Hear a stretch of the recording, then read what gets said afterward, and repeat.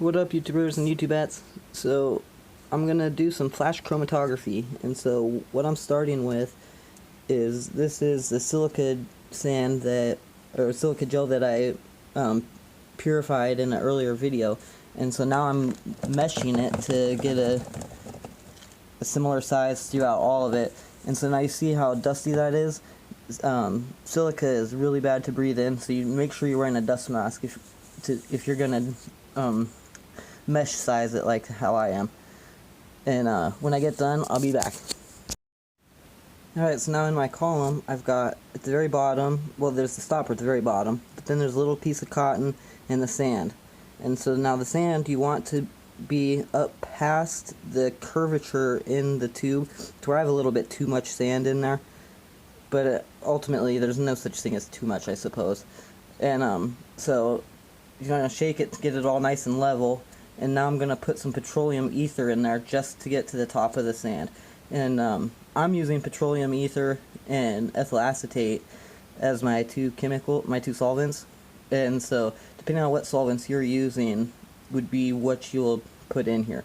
But for me, again, I'm using petroleum ether 3060. Okay, you can see the liquid in there, and at this point your tube needs to stay vertical at all times, straight up and down. Don't tilt it like going like this or whatever. You get your sand level out, and then you'll get all your levels out, and then you'll have bad filtering. And so you just want to make sure you keep your tube vertical. And now I'm going to start adding my silicate. And so now a lot of people do this a lot of different ways. One way people do it is they'll take your solvent and they'll take your silica, and then they'll make a solution out of it, kind of. Not quite a solution, but like a paste almost, and then they'll fill their tube. To where for me, I'm going to put it in dry and then add more petroleum ether and give it some taps real lightly to help it settle out. And maybe I'll put a little air pressure on it to even press it further. But I'm going to put the silicon and I'll be back.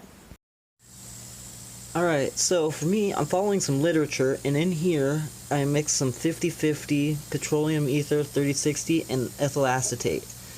And so then in here I mix my compound and my solution, and now I'm going to put it in here on top of my sand. And if you look, the petroleum ether I have in there is just barely on top of the sand. And so now I'm going to pour this in there, and my solution that I will put in there from now on will at least always be 50-50 ethyl acetate petroleum ether. Excuse me. At least until I can see that my rings have dropped down my column a ways. Then I can switch back to just plain petroleum ether if I chose to. But I'm not going to, because once I get my first rings down, then I'm going to switch to 9-to-1 ethyl acetate to petroleum ether and use that, and that will bring out the compounds that are my desired compounds. And this is via literature that I'm following. And so I'm going to put this in there and I'll be back. Alright, so I got it in there, and I had a little bit more than I wanted in there, so now I can't put my air thing on to pressurize it for a few minutes. But if you look, you can see right there, the yellow's starting to come through a little bit.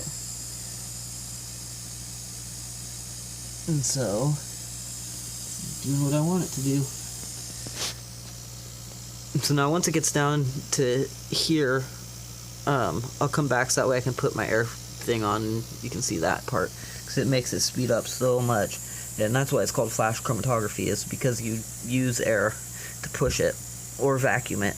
But in this circumstance, I'm pushing, and so I'll be back when I can do that. Alright, I got all my compound, ran through, and now you see, like, right here, there's that white stuff.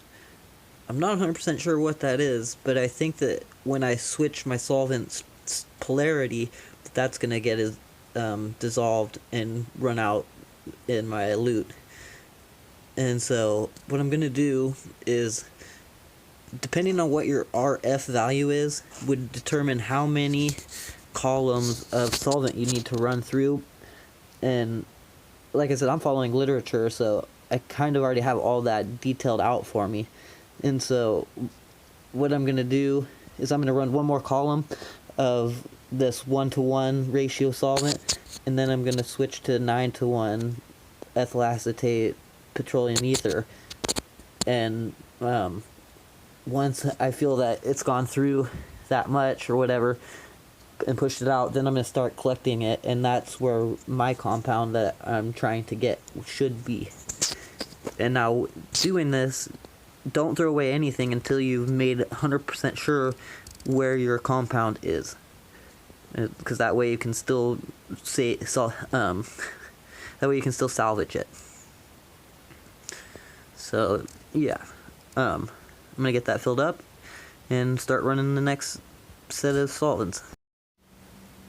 Alright, so there is my first dilute, and there's my second, and that's with having switched the solvent to 90% and 10%. And so when I got done running that, I ran air fully through my column to push out as much liquid as possible, and that's what I got.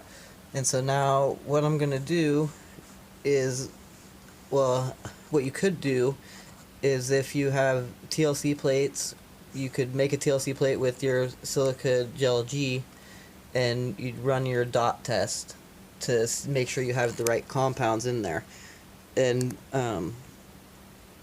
if it's not in there, then it would be in there still, which you'd want to test that to make sure. But I don't have a shortwave UV to tell, and so there's a chance I won't be able to see it. But since it's colored, there's a chance I will be able to see it. And so I might just try that.